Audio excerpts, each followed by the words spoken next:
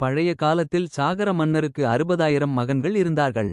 ஒருநாள் யாகத்தில் பயன்படுத்திய அச்வமேத குதிரையை அவர்கள் தேடிச் சென்றார்கள். அந்த குதிரை கபில முனிவரின் அருகில் இருந்தது. ஆனாலும் கபிலர் அதை திருடினார் என்று மகன்கள் தவறாக குற்றம் சாட்டினர்.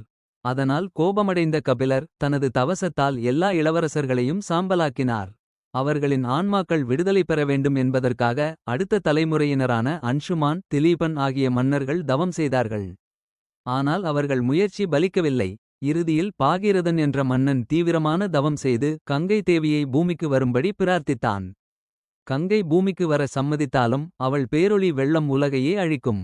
அதனால் பாகீரதன் சிவபெருமானிடம் வேண்டினான். சிவபெருமான் கங்கையை தனது ஜடாமுடியில் அடக்கி பின்னர் மெதுவாக அவளை வெளியேற்றி பூமிக்கு கொடுத்தார். அவ்வாறே கங்கை பூமியில் பாயத் தொடங்கினாள். அவள் வந்ததால்தான் சாகர மகன்கள் அனைவரும் மோட்சமடைந்தார்கள்.